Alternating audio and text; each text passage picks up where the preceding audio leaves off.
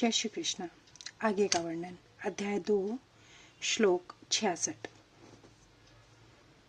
अनुवाद। जो कृष्ण भावनामृत में परमेश्वर से संबंधित नहीं है उसकी न तो बुद्धि दिव्य होती है और न ही मन स्थिर होता है, जिसके बिना शांति की कोई संभावना नहीं है। शांति के बिना सुख हो भी कैसे सकता है। तात्पर्य, कृष्ण भावना भावित हुए बिना शांति की कोई संभावना नहीं हो सकती। अतः 5वें अध्याय में इसकी पुष्टि की गई है।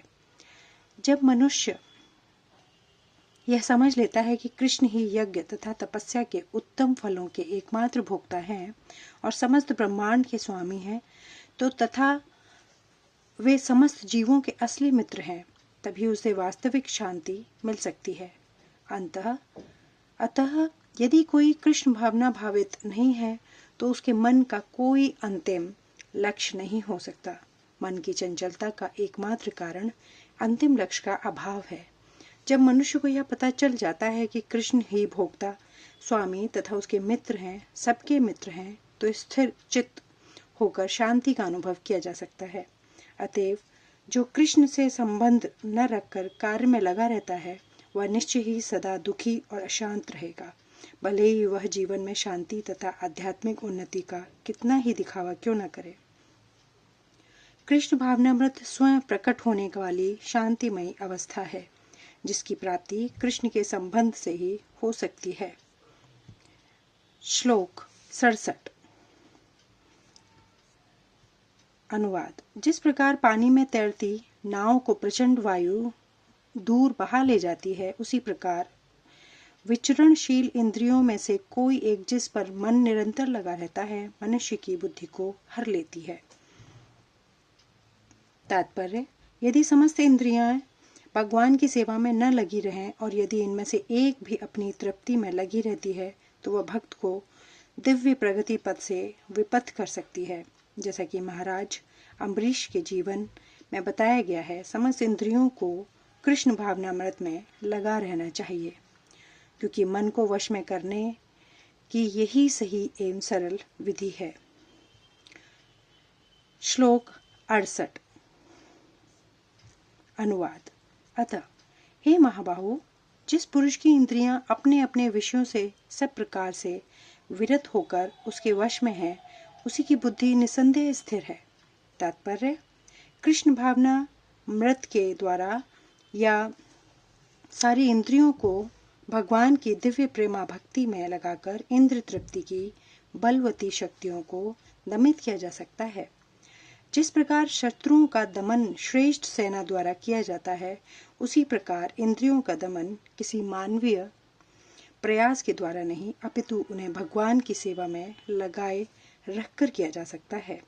जो व्यक्ति यह हृदयंगम कर लेता है कि कृष्ण भावनामृत के द्वारा बुद्धि स्थिर होती है और इस कला का अभ्यास प्रामाणिक गुरु के पथ प्रदर्शन में करता है, वह साधक अथवा मोक्ष का अधिकारी कहलाता है। श्लोक 69। अनुवाद। जो सब जीवों के लिए रात्रि है वह आत्म संयमी के जागने का समय है, और जो समस्त जीवों के जागने का समय है वह आत्मनिरीक्षक मुनि के लिए रात्रि है। तात्पर्य, बुद्धिमान मनुष्यों की श्रेणियों में है। बुद्धिमान मनुष्यों की 2 श्रेणियां हैं। एक श्रेणी में मनुष्य इंद्र तृप्ति के लिए भौतिक कार्य करने में निपुण होते हैं और दूसरी श्रेणी के मनुष्य आत्मनिरीक्षक हैं, जो आत्म साक्षात्कार के अनुशीलन के लिए जागते हैं। विचारवान पुरुषों का आत्मनिरीक्षक मुनि के कार्य भौतिकता में लीन पुरुषों के लिए रात्रि के समान है। भौतिकवादी व्यक्ति ऐसी रात्रि में अनभिज्ञता के कारण आत्म साक्षात्कार के प्रति सोए रहते हैं। आत्मनिरीक्षक मुनि भौतिकतावादी पुरुषों की रात्रि में जागे रहते हैं। मुनि को आध्यात्मिक अनुशीलन की क्रमः उन्नति में दिव्य आनंद का अनुभव होता है, किंतु भौतिकतावादी कार्यों में लगा व्यक्ति आत्म साक्षात्कार के प्रति सोया रहकर अनेक प्रकार के इंद्र सुखों का स्वप्न देखता है और उसी सुप्तावस्था में कभी सुख तो कभी दुख का अनुभव करता है। आत्मनिरीक्षक मनुष्य भौतिक सुख तथा दुख के प्रति अन्य मन्यस्क रहता है। वह भौतिक घातों से अविचलित रहकर आत्म साक्षात्कार के कार्यों में लगा रहता है। श्लोक 70। अनुवाद। जो पुरुष समुद्र में निरंतर प्रवेश करती रहने वाली नदियों के समान इच्छाओं के निरंतर प्रवाह से विचलित नहीं होता और जो सदैव स्थिर रहता है, वही शांति प्राप्त कर सकता है। वह नहीं जो ऐसी इच्छाओं को तुष्ट करने की चेष्टा करता हो। तात्पर्य। यद्यपि विशाल सागर में सदैव जल रहता है, किंतु वर्षा ऋतु में विशेषता यह अधिकाधिक जल से भरता जाता है, तो भी सागर उतने पर भी स्थिर रहता है। न तो वह विक्षुब्ध होता है और न तट की सीमा का उल्लंघन करता है। यही स्थिति कृष्ण भावना भावित व्यक्ति की है। जब तक मनुष्य शरीर है, तब तक इंद्रिय तृप्ति के लिए शरीर की मांगें बनी रहेंगी, किंतु भक्त अपनी पूर्णता के कारण ऐसी इच्छाओं से विचलित नहीं होता। कृष्ण भावना भावित व्यक्ति को किसी वस्तु की आवश्यकता नहीं होती, क्योंकि भगवान उसकी सारी आवश्यकताएं पूरी करते रहते हैं। अतः वह सागर के तुल्य होता है। अपने में सदैव पूर्ण सागर में गिरने वाली नदियों के समान इच्छाएं उसके पास आ सकती हैं, किंतु वह अपने कार्य में स्थिर रहता है और इंद्रिय तृप्ति की इच्छा से रंच भर भी विचलित नहीं होता। कृष्ण भावना भावित व्यक्ति का यही प्रमाण है। इच्छाओं के होते हुए भी वह कभी इंद्रिय तृप्ति के लिए उन्मुख नहीं होता, क्योंकि वह भगवान की दिव्य प्रेमा भक्ति में तुष्ट है।